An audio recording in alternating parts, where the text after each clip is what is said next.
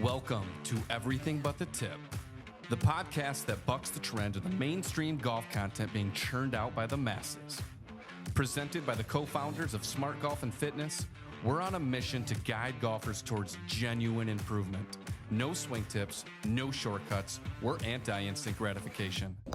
Join us as we navigate the complexities of the game, offering insights on how to truly excel in golf by embracing the challenges and breaking free from the usual quick fix mentality. And we're back with our third and final part of our follow-up series to our physical screen episode. Tonight we'll be going through some more swing characteristics, or faults, depending on what you like to call them, and specifically highlighting the physical causes of those characteristics and offering more insight on how we attack them both from a physical standpoint and a drill perspective. Tommy, how are you tonight? I'm doing fantastic. Thanks for asking. Beautiful. Well, let's go ahead and if you'd like, go ahead and let's do a little review. Yeah, I mean, I think we've came to the conclusion with some more research lately that there are 18 swing characteristics. We were just talking before the set. I mean, there's probably way more. There's probably well over 20. Everything you do from a swing perspective is, a characteristic of sorts. But again, these are some of the most common ones as identified by us here at Smart Golf and Fitness, as well as through, the Titleist Performance Institute, really, that platform. Really good starting point. Yep, to hit the objective, which was allow experts from several different fields to speak a common language. Yeah, and if you listen to the first couple of episodes, you've caught onto the theme that majority of these characteristics show up due to some physical limitations, but they can also show up just by not having a clear understanding of what you're trying to do in the golf swing. So, but as we go through the ones tonight, you'll find that, again, there are some very common themes in terms of what limitations happen in the body and how they manifest themselves and how they show up in your golf swing. But quick recap, 2 weeks ago, we went through, basically 4 swing characteristics. We kind of identified them as postural in nature. You've got your S posture where you've got, a little bit too much arch in your lower back there. You've got your C posture where you're, pretty well rounded there at the top. Then you have your general loss of posture. So anytime during your swing that you're not maintaining those original angles that you create when you set up to the golf ball. And then we had our flat shoulder plane. So last week we stepped up our game and we cruised through 6 of the swing characteristics. We kind of loosely categorize them as kind of backswing and transition. So we'll go into some more transition ones this evening, as well as some that occur on the downswing and even beyond impact. But last week we talked about the sway, moving excessively in a lateral nature in the backswing. We talked about the flying elbows. So one of the ones we'll talk about tonight is, very, very similar to that, but it's on the downswing. But again, that elbow working away. Pretty extensive conversation as to whether or not that's a good, bad, or other thing. But we just came to the agreement that you can play good golf with that flying elbow. And realistically, there's you can break down tour swings that you can see a lot of these characteristics there. So just because you have them doesn't mean you don't have the capability of playing decent golf. It's just that's precisely why they like to call them swing characteristics, because in a majority, if not all of these, you can find players at the highest level with some of these swing characteristics. So that's where they like to be very careful in calling them flaws, because there's proof out there that you can have a lot of success with them. Now, I do think we'd all agree if we were to, write a book, or we had to write down what is probably the ideal way to move, most efficient way to move. Yes, it does depend on what your body's capable of. So I always say if there was a perfect physical specimen, aka robot, with perfect dimensions from the shoulders, hips, etc., there is an ideal way for them to move and an ideal way for that club to move in order to make timing easiest to repeat. Sure, and that's what kind of creates our baseline for us. So we're working off of what those ideal ranges are, if there was no limitations there, and then we build the swing around what we can achieve from a physical standpoint and what they bring to the table. But we talked about reverse spine. So again, basically your upper body's leaning towards the target versus away from it when you take the club away and you get to the top of your backswing. Casting. So we talked a little bit about you and Tate fishing. Loves it. You guys catch any fish this weekend? Oh, huge bass. You didn't see the picture I posted? No, I didn't. That's right, because he doesn't go on social media. But starting from the top and getting those hands in the club going well ahead of the lower body. We've got the slide. So cousin to sway, excessive lateral motion with the lower body as you make your way down in the downswing, and then we had that forward lunge where that upper body comes excessive laterally. So that's kind of what we went through last week. Tonight we're going to get super aggressive and we're going to attempt to knock out the last 8. So we hope to get this done in 3 parts. I think we'll be able to, just because we've heard a lot about the physical limitations that lead to some of these characteristics. You're going to hear a lot of recurring themes tonight, so we'll cruise through them. We won't go into them as in depth as we have, because you'll hear those same things. But yeah, let's start talking about some those final faults that we've categorized tonight as, again, like I said before, transition and downswing characteristics. Cool. Let's start with number 1. First on the docket, it's called early extension.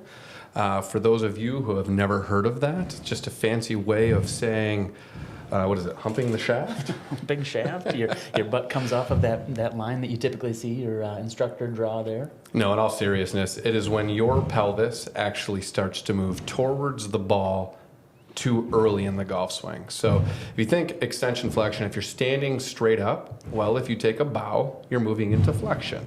If you stand up and even go bend backwards, you're moving into extension. To be clear, in a really good golf swing, extension exists. Obviously, so does flexion. It starts right at address. But there is a point where you could be moving into that extension too soon. And that's where the pelvis, more or less, not only does it move towards the ball too early, it's essentially getting in the way of your arm path, your club path. And most of the time, I will say this, although early extension is a negative, okay, and it is an extra variable, most of the time the early extension is a reaction to something else in the golf swing. And most players that are doing it, although it's not wanted, it's actually necessary for them in order for them to honestly hit a good shot. But it's also another variable added to their timing equation, which makes it harder to repeat. So the most common reason people early extend, from just a mechanical standpoint, not a physical standpoint, is they're usually way overplaying in transition, aka steep, and they use that stalling out, that standing up, that pelvis moving towards the target to help them late shallow the club. Really good athletes, they're pretty good at it. You know what? And they come in here and they wonder why some days they score so well and other days the volatility's through the roof. But that's the summary. Early extension, your pelvis moves towards the ball too early in the golf swing, usually as a reaction to being too steep. Cool. So some of the physical causes there is limited hip internal rotation in that lead hip. So we're talking about that lead leg now. And again, internal rotation is just rotating that toe inwards. You have your inability to disassociate your trunk from your pelvis. So we talked about disassociation, being able to move your chest and upper body separate of your hips and being able to move your hips separate of your torso. So here we're talking specifically about your trunk's ability to rotate past the pelvis if we're able to post into that lead leg. And then, again, recurring theme, Timmy brought it up last week, weak lateral hip and glutes. But I do want to point out that, like, of all the tests that we talk about for our physical screen, this one has the highest correlation with the overhead deep squat. So the overhead deep squat was one of the tests that we talked about. Basically looks at the whole function of the body from the feet all the way up, through the shoulders and arms and things like that. But there is a very, very close to, 100% correlation with people that can't perform a perfect overhead deep squat and having early extension in their golf swing. So I think that's the highlight here tonight, is that if you can't do an overhead deep squat, very likely you're going to see some early extension in your golf swing at some point. We did characterize this as kind of like downswing type of thing, but it can happen in the backswing, can it?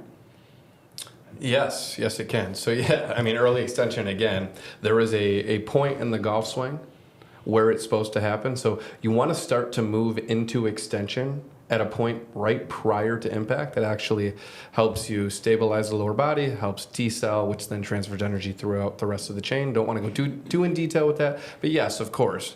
And I was going to say this earlier, a lot of these swing characteristics, are intertwined with each other, and we'll talk about that more in detail as we talk specifically about some of the other swing characteristics tonight. But yeah, if a guy has a flat shoulder plane, he probably stood up out of posture. Well over 70% of golfers at some point have this as one of their swing characteristics. Cool. Did you already touch on some? Let's go a little bit deeper into mechanical implications before I get into drills. But yes, I did talk about this a little. I'll just say this. When the pelvis is moving forward What are you not doing? Well, you're probably not rotating. If you're not rotating, you're not benefiting from that rotational power. If the pelvis is moving forward, you're probably not interacting with the ground, both vertically, rotationally, and linearly. Yeah, so it's like, once the pelvis starts moving towards the ball, you can immediately say there's a probably good chance you're a little bit of a power suck and not nearly as efficient as your motion. Now, I will say, yes, you take juniors, a lot of them early extended, it actually can be a power move for them. But just like with everything, there's an exception to every rule. But yeah, at the end of the day, the biggest issue you're going to see is that your body's getting in the way of your arm and club path. A lot of recurring themes tonight. You're going to hear a lot of the same things, but we talk about the same things with our clients over and over. If you haven't picked up right now, if you're not working on your hips, if you're not working on your core, if you're not working on separation, you're going to have a hard time developing a good long-term efficient golf swing. So, perfect. So from a drill standpoint, I alluded to this earlier. You need to determine why the player is early extending in the first place, not just from a physical standpoint, from a mechanical and a technical standpoint. So if a player is early extending, you better make sure that it isn't because they're steep in transition. Because if they're steep in transition and then you go ahead and start to prioritize their early extension, you're actually taking away a move that allows them to play to the level that they're currently at. So number one, when it comes to early extension, my number one rule is make sure they're not steep in transition. And if they are steep in transition, even if the early extension leads them to drop it under play and hit big blocks and hooks, I'm still going to make sure they're not steep in transition. And that might even lead to bigger hooks and pushes temporarily. And I'm going to say that's okay. Because as soon as we start working on maintaining posture, not early extending, we'll take that hook right out of your golf swing. But that's the thing that you just need to know. With early extension, if they are steep in transition, do not go after it. Now, as far as one of my favorite drills, after we've made sure that they're transitioning appropriately, I love a really simple one. I love to get them a little bit too close to the ball. I love to actually lift both heels in the air. I call this one squash the grapes. And in the backswing, I like the trail heel to hit the ground. And then in transition, I love to see that left heel hit the ground and then hit the ball. Now, there'll be some other direction that needs to go with it, but as far as early extension goes, I love that drill is my favorite after we have taught them how to appropriately transition. Yeah, so don't go look up this drill and try and just do it out of the gate. Because there's so many different steps if you haven't picked up. You need to, with all of this stuff, and you've seen we can be a little bit redundant with all of the physical causes where, you'll see here shortly, one drill, yes, the main cause might be because you lack internal hip rotation, but you could also have an upper body rotational issue, which then also makes the move as equally as challenging. But yes, all of this stuff ties in with each other. As we all know, there's a domino effect to every lever we pull. There's a cause and effect to every decision we make. So that's where it's really critical that when you've determined what is the biggest issue and what you're going to attack first, understanding what the symptoms and the causes are from that. Cool. So real excited about this new one. We've been talking about a little bit just to make sure that we got everything right. But it's not new to us, so to speak. It's just been newly categorized. It's something that's been happening in people's golf swings, all throughout your entire career. You've been addressing it. We've been looking at these things from a physical standpoint, but just, now it's been brought to light. It's been categorized. It's been, kind of highlighted. Go take a walk. This is called hiking. Oh, so okay. when you say we've been involved with it on a regular basis. Is that? Are we talking about when you hit the ball in the woods and then you go through a trek to look for it? That could also be called hiking. Absolutely. No, in all seriousness, hiking, that is defined as the trail hip. So on a right-handed golfer, the right hip actually going up in transition. In a good golf swing, we actually want to see that trail hip start to lower. Okay. In transition and throughout the downswing. So to define hiking is when the trail hip actually goes up in transition. Gotcha. We like to characterize it as a cousin of early extension because it has to do with the pelvis. You're still moving towards the ball. Doesn't have to move appropriately. Early extension, again, those hips are kind of moving towards the golf ball, so moving more on a little bit more of a horizontal plane, and the hips in hiking are moving more vertically. So either, high or staying too high, right? Yep. So, you guessed it, limited hip internal rotation, talking about the trail leg this time. So again, if you don't have internal rotation into that right leg, you either have to sway, move off the golf ball laterally like we talked about before, or that hip can kind of go up. That knee will straighten up, that hip will hike up, it'll go up, and that feels like more hip rotation there. So inability to dissociate your trunk from your pelvis. So again, can't move your shoulders without moving your hips. Everything kind of moves together. Weakness in the lateral hips and glutes. Those can be the cause of just about every swing characteristic we've highlighted so far and the ones we'll go through tonight. But the one thing I want to highlight that's a little bit different is a person's inability to posterior pelvic tilt. So a posterior pelvic tilt is basically just kind of tucking your butt underneath you or kind of pulling your belt buckle up towards your belly button. So if a person cannot do that, then that's going to be one of the primary causes where they might be see some hiking there in the backswing there, or on the transition. No doubt. You already kind of hit on this, mechanical implications. You start to look at, again, as I've highlighted earlier, origins of why this particular swing characteristic might have developed in the first place. And it might even start at address. We've talked about it in the first part of this series. It's S posture, anterior tilt. If you guys got their butt stuck out too far with a little bit too much arch on the back, as they start to move into transition, it makes it very, very challenging for them to load. So just like you said, if they struggle with their ability to posterior tilt, well, that's going to create the conditions for a high trail hip. Now, if you're not loading correctly into your right side, well, as with a lot of this stuff, it's a power suck. It's another power suck. It's another interruption in the sequence to make your swing less inefficient. A lot of times I see this happening is guys, they're almost too quick to try to feel power in transition. So their right leg, actually, the right foot goes up in the air immediately. Also with a little bit of extension in the right leg, as you can imagine, if the heel goes up early, your right leg extends, trail hip goes super high. So what you rob yourself of is in transition. You want to, once you load into your backswing, there's a period of where you kind of unweight yourself, where then you can use your lead leg to really, really push off. Well, for the guys that hike, they skip that part of unweighting.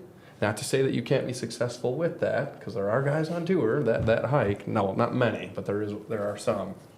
And it's not something you'd want someone to teach, but you do want to teach someone. But anyway, so yeah, I think it really stems from guys really trying to generate power at the wrong time because they have a misunderstanding on how to do so. Oh, yep. So again, we're going to increase that hip internal rotation, so improve the mobility of the hips. We're going to improve separation. We're going to strengthen those hips and glutes. Get after it if you haven't started already. But more importantly, we're going to improve their ability to posterior tilt that pelvis. So what that looks like is we might have them start lying on their back and create an arch in their back, so a space there, and then we'll have them close that space. So really try to get that lower back to flatten and push pressure into the floor there. So that's one of the basic ways. Once you can get decent at that and have pretty good control, we'll flip you over onto your hands and knees, and then the hip part of like a cat camel or a cat cow of rotating that pelvis forward and back. So think about somebody having some dials on your hips and you're kind of turning them forwards and you're turning them back. Once we can get you doing that in those positions, then we'll start to work on some of it in standing, which again is an important part of generating power in the downswing there. So love it. Kind of already discussed this, but mechanical implications.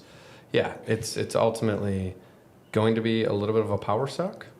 In a way, when your pelvis again starts to move towards the target, okay, you're kind of getting in the way of your arm and club path. If you're in the way, well then, there's going to be a reaction because of that, and therefore making, impact conditions a lot less efficient. A lot of these swing characteristics can result in that.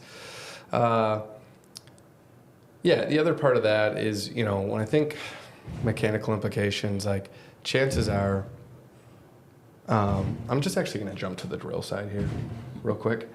When I think of hiking, the very first area I like to go is I like to make sure they're loading properly in the backswing. We talked about it earlier. If a guy does have a tendency to sway, kip that trail hip out, you're creating the conditions to hike because your right hip is already too high. Sorry, I'm losing my train of thought because we got a guy just taking a medicine ball upstairs in the gym. I think that's what it is. He's right? working on his early extension.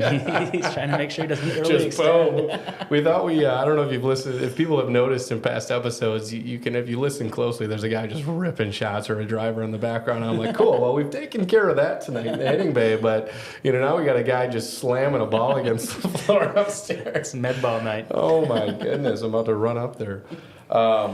But anyway, go ahead. Let's talk about some of your physical corrections with that. I already did. You already did? Yeah. All right, cool. So Told you're you I lost my you're train of thought. Do you like Sylvester Stallone? Oh, here we go. What's your favorite Sylvester Stallone movie? Not the movie you're trying to get me to say, but it's Rocky. Yeah.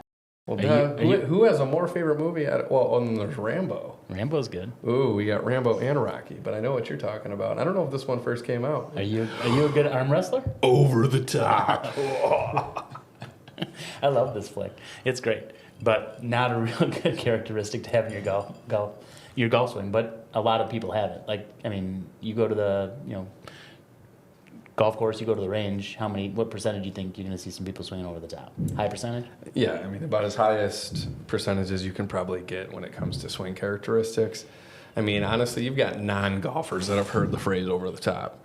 They might not know exactly what that means, but over the top has been a, common language in golf forever because, when guys pick up a golf club for the first time, there is a much more likelihood for them to swing over the top than in any other manner. If you set up an address and you draw a line from the hosel of the club straight up through the shaft, through the back of the body, right? That's It's the going to shoulder. intersect your lower back probably. There's several different areas. You can draw a plane line. You can also draw another one straight up through the wrist and under the elbow. We actually call that an impact line. So if you actually draw one through the shaft and then one up through the wrist and the elbow, you kind of got a little cone there. You could call that A little space. a little plane window. A slot? Right, exactly. A slot. So when you hear over the top, that essentially means that in the downswing, from down the line view, a club is way above that cone. In other words, you're positioning the club in a manner that would make it very, very easy to swing left of your target. Well, if you're swinging left of your target, what are you going to start to see? Well, you're probably going to start seeing poles, big slices, another common lingo in the golf industry. Or, you'll take the guys that are decent athletes with a lot of last second manipulation. Maybe they early extend, save it, cast the club, flip it, add 10 degrees to their, 7-iron and turn it into a 9-iron, and they squared up, time it perfect, and go, holy shit, where did that straight ball come from? That was 4 swing characteristics in one swing. And why don't I hit it further? Did I get it? Where you at? You did. Oh, sorry. So like the over the top, like if I heard you correctly, to kind of give a little bit more simple visual, is it kind of like chopping wood? Kind of like just taking the club over, like you're chopping wood, like you're about to take it down and chop a log in half? Guess I could have just simply said that and saved some breath.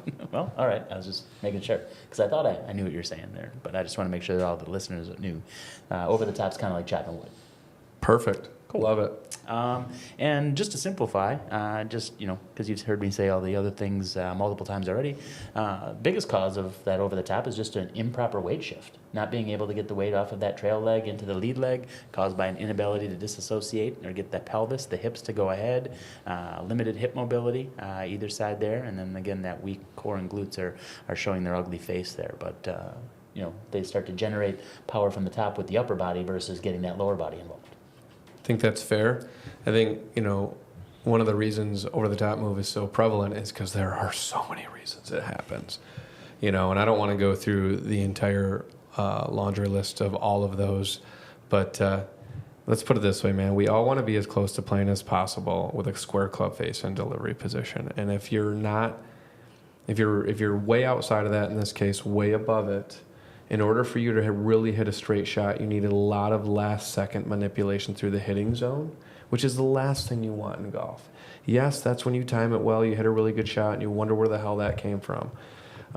Really, you didn't really move much different. You just happened to time that really well. But, yeah, if you're robbing yourself of yardage, you're robbing yourself of accuracy. It's not a position that you would prefer to play in. Now, depending on what someone comes in with from a physical screen standpoint, yeah, we might have to accept that to some degree they might have a little bit steeper swing plane. By the way, over the top, steep, those can technically kind of be interchangeable. But yeah, I mean, that's all I would really have to say with that is over the top, as I said, it's a great position to play golf from if you're hitting poles or slices, or, you know, you want a lot of last second manipulation. Would it be fair to kind of categorize a lot of over the top can be seen in people that haven't played sports before, specifically rotational sports or implement sports? So, I mean, if you played baseball and you're a decent hitter, or if you played some tennis and you understand how to hit, you know, cross-court forehands and inside-out forehands, you generally know how to kind of use that lower body and get it to go a little bit, ahead of it, versus somebody that hasn't, thrown a ball before, somebody who hasn't played any baseball or done anything like that. You mentioned an episode or two ago, or multiple times, that nobody picks up a 7-iron and tries to swing it as softly as possible. Inherently, you put something into your hands, you think that you need to use your hands and arms to get that thing to generate speed and power. Is that kind of a fair assumption there? Or? I wish it were that simple. I can't tell you how many baseball players and tennis players that come in that are a mile over the top. So it's not quite that easy. You got to think, like, when you're playing baseball, for the most part, that's a little bit higher than a golf ball would be, right? So yeah, you're trying to hit down on it. Yeah, and the way they teach is they're still asking you to hit down on that ball, trying to chop it a little bit, right? Yeah. And then you start to look at tennis again. Like, obviously, it's all over the place, but very, when you're practicing that proper technique, the ball's not around waist height. So I think when it comes to teaching those players and you start to give them concepts, I think that they can probably adapt and change a little bit easier. But no, I don't know. Here's what I'll say. From a sequencing standpoint, a weight shift standpoint, even in baseball, the weight shift is a little bit different. Sure. I had a player today, came in for an assessment. He's a good baseball player. He was a mile over the top and a mile open. And you could tell he had power. He could swing at 112 miles per hour. But what he did to save it is he hung back, he spun out, flipped the shit out of the club, casted it earlier, and again was the same player. Like, where does that one come from? Why does sometimes he hit one today because I asked him, I go, how fast can you swing? I just want to see what your potential is, and he ripped one at 112, timed it perfectly, and hit one 306 yards. Holy shit! He's like, because in the interview he told me, he's like, I average about 250, 260, which he did. You did an assessment today? Yeah, I did an assessment today. Wow, that's exciting. Yeah. Nice. Should I give him a shout out? Dan Rosenblum, for anyone who's listened to the episode and knows him. He's going to be joining us as a short-term member here downtown, and then joining the crew up at Northbrook as soon as we open up. Awesome. Well, exciting. Glad he could make it in, and look forward to meeting him soon. So, again, physical corrections are not much different. We got to get you to disassociate. Again, if you can't move your hips without moving your torso, can't move your torso without moving your hips, gonna have a hard time. Improve your hip mobility, strengthen the core and glutes, and then just teaching a person what a proper weight shift is. So there is that myth that baseball swings are bad for golf, and you just highlighted why in one capacity. And mostly, I like to just kind of simplify it even further and just say baseball players keep that weight on that back foot and drive off of it, whereas golfers, we want them to get onto that lead leg and transfer that. So just teaching them how to get that weight off of that back foot, how to transfer that weight efficiently, could help clear up some of these items, or certainly be a starting point to get them moving down the right road. No doubt. Any drills you like for over the top? Yes, again, that conversation is way too long. But, just like, again, a theme with us here, we're always going to start with a verbal command.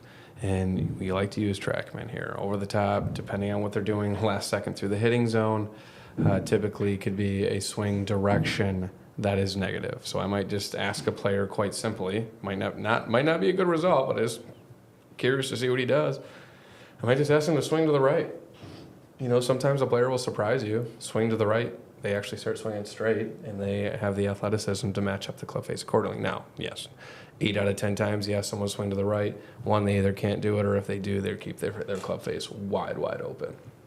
So, again, just like with all this stuff, you got to get down to the root of the issue. How does their grip look? Do they got a weak grip? Sometimes a weak grip, opening that club face. They use that over the top move as their mechanism to square it up. Not efficient, but when it comes down to it, I'm going to start from the beginning, just like I do with any player. I'm going to make sure there's no grip issues, no address issues. I'm going to make sure they get loaded into their trail side accordingly in their backswing. And then, I like to teach players how to use the wrist accordingly. And there are some surefire ways that make it really, really hard to swing over the top. So, a good straightforward one, though, is put some stuff in the way. Take a pool noodle, put a shaft in it, stick it in the ground, and say, hey, miss the pool noodle. That's a good place to start. Okay, cool. The next couple of characteristics we're going to kind of group together. One in the effort of time, but more importantly, just because they relate to each other directly. So one specifically causes the other one. You've given a couple examples the last couple of comments you made, and you've rattled off 4 or 5 characteristics when describing one swing. But these two definitely correlate together. Like I said, one causes the other. But you want to walk us through what the hangback and it's one of its root cause, the reverse pivot? Yes, hangback and reverse pivot. I'll just define them very straightforward. Excuse me. Hangback is exactly what it is. You're staying back. So as we should all be aware of now, that there is a desired transfer of weight into the lead side in the downswing. So a hangback, you kind of chill back on your trail side. Several reasons for why that might be the case, but a hangback just means that there is not a proper weight shift, and something that definitely has some mechanical implications we'll talk about here shortly. Reverse pivot, in a traditional golf swing, let's just not talk too specific to wedge play or driver play, but yeah, you want to see someone shift pressure and weight into their trail side on the backswing, and you want them to do the opposite of that in the downswing, shift pressure and weight into the lead side. Reverse pivot's the exact opposite. So in your backswing, you tend to stay on your lead side in your backswing, and then on the backswing or downswing, you tend to shift your weight to your trail side. A lot of the times we start to see this does start a little bit from their conceptual understanding. It creates this false feel of allowing someone to feel they can get the ball in the air. So you think, golf, well, ball goes high, I should try to hit up on that ball. Well, if I stay back on my right side, that might increase my likelihood of doing so. We all know now that actually makes it a lot more challenging. Gotcha. So like this reverse pivot hangback, that's where you're not going to be able to see somebody's, like the bottom of their shoe or their cleats on the finish, right? That foot's flat on the floor, basically, flat on the ground, basically. It doesn't have to be, but yes, that could definitely, if they're doing that, they're 100% hanging back. Yes. Yeah. Okay, cool. Basically, physical causes, you can pick any of the ones that we talked about previous, but I like to just kind of simplify it in the fact that, any problem that limits the ability for that person to post on that lead leg. So again, internal rotation, we go back to the ankles. We haven't talked about those in a little bit, but any limitation there from an ankle mobility standpoint and a hip mobility standpoint, and then instability in the core end or that lead leg. So you could talk about just strengthen that leg in addition to the mobility of the ankle and the hip joint. But anything that does not allow them to post on that lead leg, more than likely, that person is not going to get on that lead side. And this one kind of speaks to me, directly, because cam deformity, arthritis in the hip. Now that I got my new hip, I'm able to get onto that left side, very comfortably and very well. It's just more so myself teaching myself and, convincing it that, hey, there's not going to be pain, there's no more injury there, that I can, let loose and rip it into that left side. No doubt. There's a later swing characteristic that resonates a little bit more with me with the cam deformity. Mechanical implications. I'm just going to keep this one really simple. There's several. But today was a perfect example in today's assessment. So there's something in the golf swing called low point. Every golf swing has a arc, and there is a bottom of that arc. And there is a place where the bottom of that arc should be relative to the ball, depending on what club you're swinging. So if you look at just an iron, for example, we look at divots. Tell me, where are divots taken? Are they taken before the ball or after you hit the ball? Ideally after the golf ball. It's a new concept for you, but I think you're successfully doing that I like a to bunch trench these behind days. my ball sometimes. But so you start to look at, low point. If it's supposed to be in front of the ball, if the bottom of the arc is supposed to be in front of the ball, you're supposed to hit ball, then take a divot. Well, if you're not shifting to the lead side, that becomes really, really challenging. Today was no exception. This guy didn't have a single low point after the ball. Don't get me wrong. You can still, there's still ways to kind of cheat the track man. Thin to win, baby. But yeah, you can tell immediately looking at this player like, what do they say? The superintendent loves you, because you're never tearing up his golf course. But so that would be the biggest thing. Irons are designed in a very specific manner in order for them to be used in the most efficient, effective way, and that's to hit the ball than the ground. Driver, you start to look at the hangback and the reverse pivot. again, you're going to rob yourself of power, but considering the driver has a low point before the ball because we want to hit up on it, this guy was also no exception. He was a better, more efficient driver of the golf ball. But that would be my number one, is that when you don't have good weight transfer, you're going to have low point issues. And if you have low point issues, you're going to have consistency issues, not only from a contact standpoint, from a distance control standpoint. Cool. So you guessed it. We're going to get after that ankle mobility. We're going to get after that hip mobility. We're going to strengthen your hips, your glutes, your core, and ultimately just teach what that proper weight shift feels like. So again, using some drills. We use med balls a lot. You heard that dude up there. Like, thankfully, he took a little bit of a break now, so hopefully you can hear us better. But we'll start with the feet together, and we'll step with that front leg and then toss that ball against the target there just to, get them onto that lead side. Again, we like to use tasks. Hey, throw this there. We'll see what they do. If we need to coach them up with a couple coaching points, we will. But I want to see what they do naturally first as an athlete. A lot of times when we just give them a task to accomplish, they do it, and we don't have to, overcomplicate it or get their brain in the way, because basically the brain does make things a lot more challenging if you give too much information or if they're thinking too much about it. So. Sure, love it. And another beautiful part of our programming is just like you can have them step and throw a ball into a wall with no consequences. A cool drill out there is called the step change drill. An exaggerated version of that we'd all be familiar with is a Happy Gilmore golf swing. You actually don't have to have a running start in order to execute that move. It's more or less like a baseball swing, but you're required to finish on your left side. So I do love that. Again, just like with a lot of things, I like to make sure we're going down to the root issue, but I'm going to teach them how to load up accordingly into the trail side first. And then I might just give them a simple direction of saying, hey, can you finish on your, can you show me the bottom of your right shoe at finish? Because as you alluded to earlier, really, really tough to show someone the bottom of their right shoe if you're not transferring to the left. But again, I would consider this particular, I don't want to say it's complicated, but there's a lot of details to it. There's drills, I'll try to throw some verbal commands to see how you respond to them. But no, I'm going to teach you when your pressure is supposed to be on your trail side, when your pressure should start to move to your left side, and then so on throughout the golf swing. And, sometimes that's just doing some slow motion swings, some segmented swings, using the live video. If you have a pressure plate or a body track, you can help to use that feedback as feedback. Yeah, exactly. But yeah, just to wrap that up, good drill's a step change drill. Got it. Yeah, and that's, if you haven't picked up on it, a lot of moving parts, a lot of different things to look at. If you, watch yourself on video and you see yourself hanging back, hey, give me some drills for hang back. You can go online, you can pick up some stuff, but at the same rate, you still don't know why you're doing it. You don't know what areas need to improve to make those drills effective, or if they're even appropriate. Well, again, when you start to get later throughout the golf swing and we start to look at like impact issues, transition issues, downswing issues, a lot of those issues are usually a result of something else, not just from a physical standpoint, from a technical standpoint. So, again, if someone's steep in the golf swing and they hang back, that could be a little bit of an extra variable or / mechanism that allows them to plane it out and hitting a golf shot. So again, you hit it perfectly. If you're I call it a victim or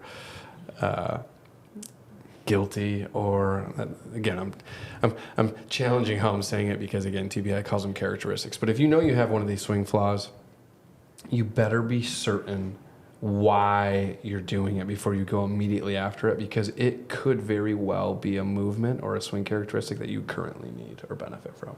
Sure. We're in the home stretch here. We got our last three. Are you a dessert before dinner kind of guy? Rarely. Okay, well, my favorite dessert is ice cream, so I think we should talk about scooping. Okay. Scooping. Mentioned it earlier. To try to create a visual of it, scooping is reference to your wrist angles in club shaft, often associated with casting. But kind of a visual is at the moment of impact. A lot of players, we talk about shaft lean, right? I forget what the averages are now, but, depending on the technology you're using, you're going to see someone's shaft about 7 to 13 degrees further forward at impact than it was at address. So each club has a particular loft. If I were to, say I have, call it 30 degrees aloft. Well, if I tilt the shaft forward 7 degrees, well, now I've got 23 degrees aloft. So you're technically de-lofting the club. Good players de-loft the club. Scooping is the exact opposite. You're actually adding loft to the club, right? So at impact, you would not see your hands leading the club head. You would see the club head making impact with the ball prior to your hands getting there. You're going to, I guess I won't go into the mechanical implications, but that's what scooping is. Do you have another cool analogy that could have made that way easier? No, you just mentioned earlier with that hang back is, people see the ball fly high, and if they have a misconception of how that ball goes high, that's another method that they use to try and get that ball in the air. They try to lift it up in the air by getting that club to go ahead of the hands. Agreed, but most cases, just like a lot of the swing flaws, it comes from a swing plane that's probably too steep in transition or over the top.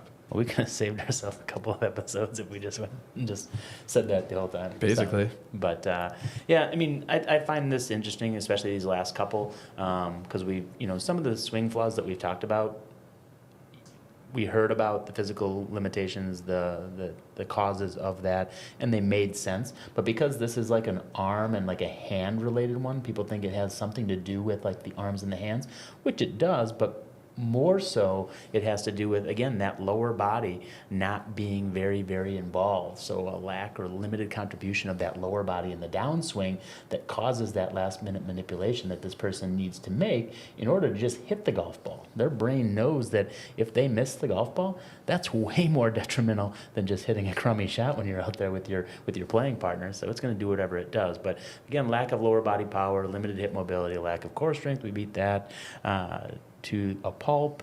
And then, but wrist limitations or injury are very, very are big causes of this, and you want to take those really, really seriously. I mean, wrist injuries are like career enders, so you want to take those seriously.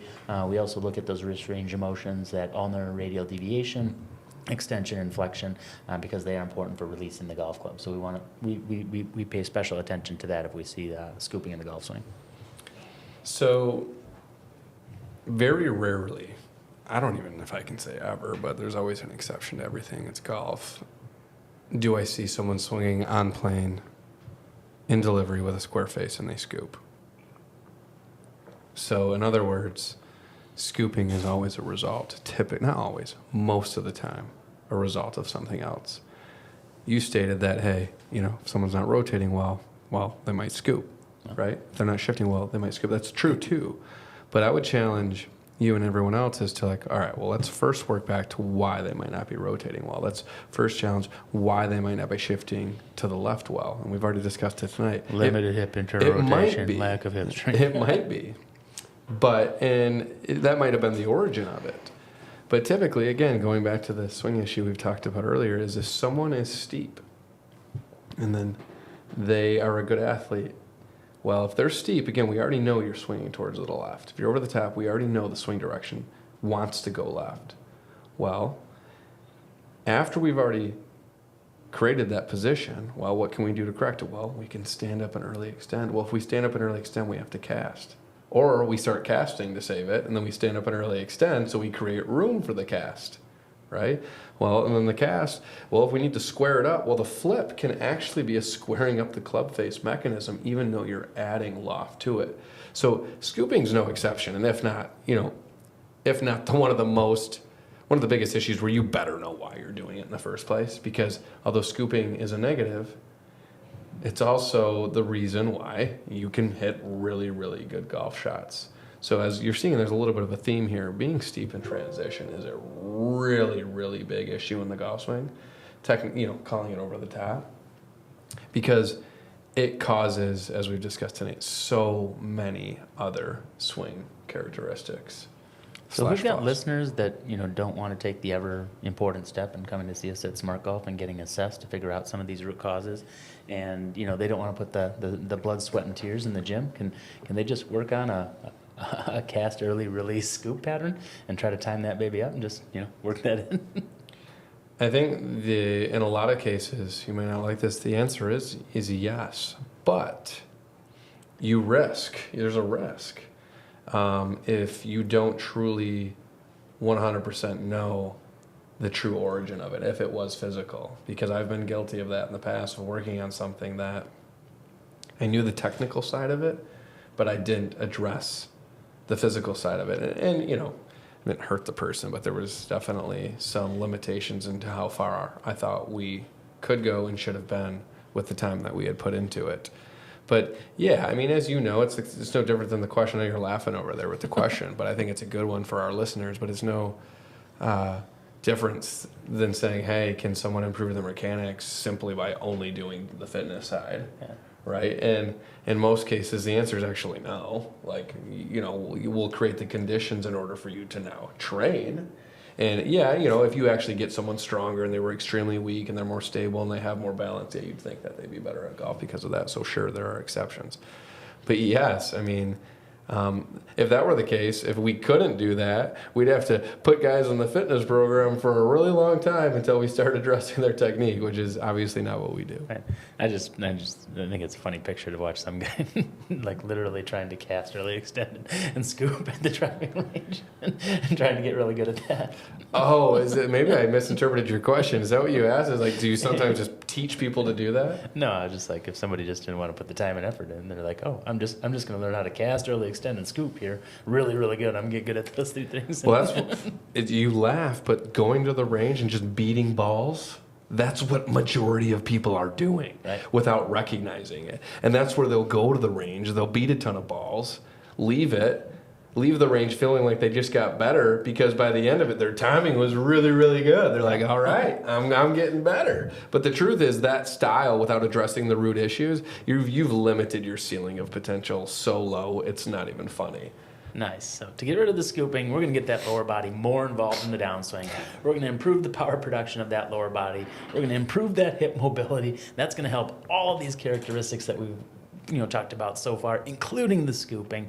We're going to improve that core strength. And then, again, like I said, real important to see if there's any wrist issues. We want to make sure we address those to the best of our ability to make sure that we don't cut their career short by overlooking something there in the wrists. Sometimes you might put the little attachment to the end of the club. I call it the Punisher, to where, you teach them how to basically hit a little chip shot without the extended shaft hitting them in the ribs. That's a good starting point. I think there's limitations with that. One, it interferes with an orthodox setup, and then it can also disconnect your arms a little bit more through the hitting zone than I'd prefer. But no, I mean, really, I just really like to educate people how to use the hands accordingly. So I might have them do left-hand swings only, right-hand swings only. I'll teach them a lot about ulnar deviation. Sometimes I'll give them just a really simple drill where I call it, let's get your heel of the club in the air and face closed through the hitting zone. So in order to get the heel up and face closed, you have to enter ulnar deviation. You have to be a little bit in deflection or bowing in the lead wrist. It's the only way you're going to do it. So you can get their wrist to be re-educated without getting too technical and allow them to be externally focused. Now, there are ways to do that incorrectly. If you're sitting there going heel up, face closed, and that club's traveling over the plane, well, we're defeating the purpose. So I like to teach them a heel up, face closed, underplane type drill. Let's call it that. Cool. Are you a bone-in guy or a boneless guy? Oh, wow. I was like, where are we going with this? We're going to the second to last swing characteristic we're going to talk about. It's making me hangry. Yeah, it has been a long day. I didn't eat my second factor. Okay, go ahead. What is it? Tommy, like wingy. Go ahead, say it. Chicken wing. Oh, here we go. It's just kind of like that flying elbow in the backswing, but this happens on the downswing. Yeah, sure does. Chicken wing is an excessive bending of the lead arm, typically beginning at impact, but more prevalent post-impact as we start to release the club. Not to say that your left arm or lead arm needs to be completely extended, but yeah, through the hitting zone, you can see that the left arm has an excessive amount of bend through the hitting zone and the release. Cool. As one would suspect, lack of external rotation in that lead arm, so left arm for the right-handed golfer, right arm for the left-handed golfer, and poor scapular stability, again, strength around your shoulder blade, are definitely areas that we want to look at. Those are physical causes of the chicken wing, but like you alluded to before, it's often a product of something that's not happening earlier. And again, we've heard this a couple times tonight, but it's lack of power production, speed production, lack of involvement of that lower body that's causing an inefficient transfer of energy from that lower body to the upper body. So power and strength deficits in that lower body are kind of the primary cause, and we want to make sure that the shoulder has adequate external rotation and good scapular stability to be able to handle what it's supposed to do once we figure out what that cause is for that chicken wing. Perfect. Yeah, mechanical implications are also, it is a inefficient transfer of energy through arms, hands into the club head. Typically, you start to look at why the chicken wing exists. Well, going back to some earlier swing flaws, if a guy's casting, scooping through the hitting zone, they get a little bit too much cupping in the lead wrist, aka extension. Well, sometimes people chicken wing because it's a safety mechanism. To go through the hitting zone with a left arm that's dead straight and cupping in the lead wrist, well, the guys that do successfully do that, they are typically complaining of somewhat of golfer's elbow, tennis elbow, whatever you want to call it. So some of it's just a reaction to being too cupped in the lead wrist. Again, I come to find out if a guy is steep, over the top, they actually need to stall out the rotation, so they'll stop rotating. They'll move into early extension. They'll cast the club. They'll scoop. And here's the deal. If you don't have the ability to rotate through the hitting zone, well, I challenge you listeners, if you can picture this, I've done it on a previous episode.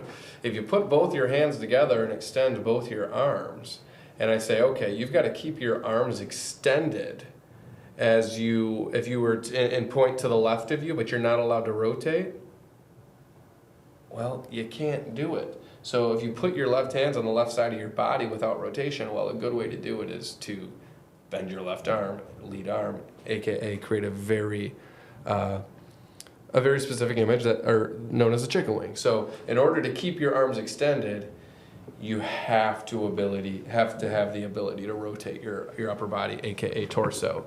But remember, there's a reason why the torso might not have rotated, and that was because you were stalling out your rotations due to previous swing characteristics that forced you to do so. Cool. So we're going to make sure that lead shoulder has adequate external rotation, again, as if you were taking an oath. Taking an oath. No, I was hearing something, sorry. And looking at the shoulder stability, so making sure that the shoulder blade is stable. Again, the shoulder joint is mobile, shoulder blade is stable, allows that rotation to take place and not put too much added stress and strain across the rotator cuff. But more importantly, we're going to make sure once that shoulder is moving well and the shoulder blade is stable, now we're going to improve that lower body strength, power production, and then learn how to transfer that energy from the lower body to the upper body. So it doesn't matter how strong we are down below. They have to work together like we talked about before. Stability, mobility model. We've got to have stability in one area, mobility in the other, and that will allow us to be able to transfer and create massive amounts of rotational speed, power, and transfer it efficiently from one segment to the next to create bombs. Beautiful. Mechanical implications, kind of already discussed this. But yeah, I mean, from a TrackMan standpoint, you're going to have low point inconsistency issues. You're going to have dynamic loft issues through the hitting zone. Again, you might lose club head speed, and you might have a swing direction that's really moving left, aka hitting, poles and slices. We'll keep it simple as that. Last one. Unless you want to hit a drill. Drill again. Like to know the origin, but I'll give some pretty straightforward drills here. I might, stick the towel under the lead arm. I might, just give them a drill where they're required to do waist high to waist high swings with extended arms. I'll give them some checkpoints that we want to hit on the TrackMan, but I'm going to start at a speed which they can successfully finish in their golf swing with some extended arms. And the cool thing is, if they do have an energy or a weight transfer issue, well, you're working all that in conjunction too. So I will just say as an overall goal here at Smart Golf, when we do introduce drills, we're trying to check as many boxes as we can and attack as many swing characteristics as possible within that particular exercise. Cool. Thank you to everybody who has listened to the first couple episodes and gone through all 17 and soon to be 18 swing characteristics. Let's close it out with the late buckle. So, as I said earlier, talking about the cam deformity, which I don't know if our listeners would know what that is, because I didn't know what it is until I realized I had to get a hip replacement. D Rose wants to be part of the crew. He's got one. He Are you just found that serious? out. Oh, man. He's been having some left hip issues and finally got a little X-ray. And doctor said, "Hey, you got a cam." So some of those, a lot of times those are congenital, I mean you're born with it, but a lot of times those can kind of develop over time with wear and tear and just the way that the body's kind of structured and, you know, your activities of daily living, things like that. And that's one thing I actually forgot to mention earlier about hiking. Some of it can be your, leg length and how, or just your overall posture. Like for me, my right leg is a little longer than my left, right? So I actually weigh more on my right side, which I won't unpack that right now because you'd think the opposite. But basically, shifts you left and your upper body balances out, and then you end up weighing more on your right side. But I get what looks to be a little bit of a hip hike, but it's not. That's just my anatomy. So anyway, cam deformity. The femoral head is supposed to be a nice, smooth, round ball. It's supposed to fit into your socket very, very smoothly and perfectly symmetrical, if that's the right word. But it doesn't. There's some sort of it's kind of deformity. It's kind of like a bone spur. Yeah, so it's that's not fair. perfectly round. So. But anyway, I used to be guilty of what's called the late buckle, where basically, if we define what that is, you hit the ball in a, more common swing characteristic that we'd see in a good player. That lead leg starts to move into extension. That's what we call posting. So it's straightening of the left leg, and it actually, stays straight all the way to finish. Late buckle is you might actually post, you might actually apply decent, ground force reaction into the lead side, but after you hit it, the left knee kind of boom, it actually buckles. It actually has a quite a bit of bend to it post impact. Cool. Causes of the late buckle, besides a cam deformity, ankle and hip mobility, glute and core weakness, and some lower back dysfunction. So, recurring theme that we'll summarize here momentarily. But late buckle. That knee bends at the end. It's kind of like reduces some force, right? It kind of cushions things a little bit versus kind of violently moving into the outside. I feel like you're late buckling in your explanations on physical causes right now. Kind of am. All I'm thinking about is scoops of ice cream and chicken wings. Mechanical implications. This one is interesting because there's a lot of really, really good players that have the late buckle. A lot of times when I see the late buckle, I actually do see more. This is one of those swing characteristics that I do see it being more of a physical than a technical reason it happens. For sure. You start to see as guys get older, they lose their range of motion. That late little buckle can sometimes offer a little bit more actual hip rotation, not technically internally if you were to measure it.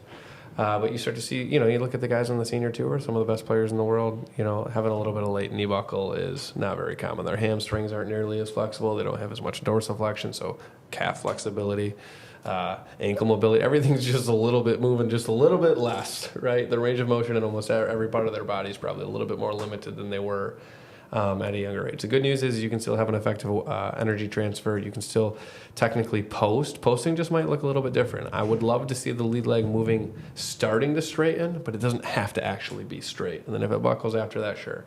Some of the physical implications, some of it's psychological. It's coming. It's a little bit of it can interfere with your low point control. It can interfere with your timing a little bit and efficient energy transfer because, the late buckle being so abrupt that it is, the fact that it's the exact same every single time, well, that it isn't. And that's what makes it, an interruption in the pattern. Yeah. So once again, to close it out, we're going to improve that ankle and hip mobility, recurring theme, improve that glute and core strength, get after if you haven't already. We're going to improve your lower body dysfunction or your low back dysfunction, whatever you might have going on there. And then we're going to actually teach them what it feels like to post into that lead leg. So again, if they can do so safely, we will teach them and get them into positions, asking them tasks that will inherently get them posted into that lead leg. So, love it. Drills, assuming that we've made some good decisions up to this point and making sure that the late buckle is not a reaction to something else or something needed. Yeah, I like to start at slow speeds, and I like to challenge them, and see find that starting point, the speed in which they can actually hit a ball, post efficiently, finish to the lead side, transfer the energy to the outside of the left heel, and then I'll have them hold it there for 5 seconds. And I'll simply ask, you feel any pain? How hard is this? How physically demanding is this? And then what I'll try to do is I'll just try to maximize that lead leg posting and minimize that late buckling as much as I can from individual to individual, just simply by introducing to them how to transfer weight into the lead side, and then, use that ground to post into the left leg. Again, you don't have to get fancy with the drills. Sometimes it's just literally teaching them the pattern. So a lot of what I'm doing, I don't even know if I'd classify as drills. I really like to teach the genuine movement pattern. So with their exercises, it's very similar to what you're doing in the gym. Of course, TPI, they'd probably say, hey, why don't you just do left leg only? That's a good one. It's a good starting point. But for me, I'd rather challenge my players, make it, as challenging as possible to get their brain to work through the process as much as possible, because I find the return on their time investment ends up being much, much more powerful. Cool. That was quite the marathon we went through the last couple of episodes. Yeah, usually I have the opportunity to listen to episodes before we go to the next. Haven't listened to any of these yet, so I don't know if they suck, boring, interesting. I know that I felt like you just had to keep repeating yourself, so I'm not sure how that will go to our listeners. But at the very least, the message they should take is that, depending on what swing characteristic might resonate with you, there are some staples and some foundational pieces that, from a functional standpoint, physical standpoint, that you need to be in a certain place for in order to, effectively remove or develop the preferred pattern. Yeah, and prior to that, you actually have to go through an assessment. So you have to figure out what they are first. Like we talked about the mobility stability model. What areas of the body need to work well, and are they working well? What areas do you need to have strength, stability, and do you have that? And then from there, once you figure it out, now you can start to connect the dots as to why you've been doing certain things in your golf swing. Maybe you've been trying to change them. Maybe you've been to some instruction before. Maybe you've had some mild levels of success to eliminate some of those things. Maybe you weren't even down the right ROAD to figure out, how to correct those things. But it starts with the assessment. Yes, the recurring themes, if you can work on getting your ankles, your hips, your thoracic spine more mobile. Again, core strength is not a buzzword, is a buzzword, isn't a buzzword. It's very, very important for making sure that you can give yourself the best possible chance to eliminate some of these characteristics from your golf swing if you desire to, and if you want to put a little bit of work in, and if that's the path you need to go down, that you and your coach want to get you down. But we talk about it all the time. If we can help people be a little bit more athletic, we give them the capability of being better golfers. It doesn't guarantee it. So get her done. Get an assessment done. Figure out those areas that you need to improve, and let's get on that. Let's get on that road to improvement. Sure. Right. So from a sort of a tip standpoint, if I'd like to offer one, is like, make sure you're 100% on your origin of that swing issue, and you know the cause, and you know that it's not just a symptom of something else. Cool. I look forward to talking about a future episode here on our swing philosophy, our mechanical philosophy, why we make swing changes. I think we've talked, around it a little bit in these last 3 to 4 episodes. But for all of those that, did stay with us for these last 3 to 4 episodes, we're really excited to release an episode on our swing change philosophy. And I would definitely strongly urge for you to listen to that one. Cool. Hip us. Cheers.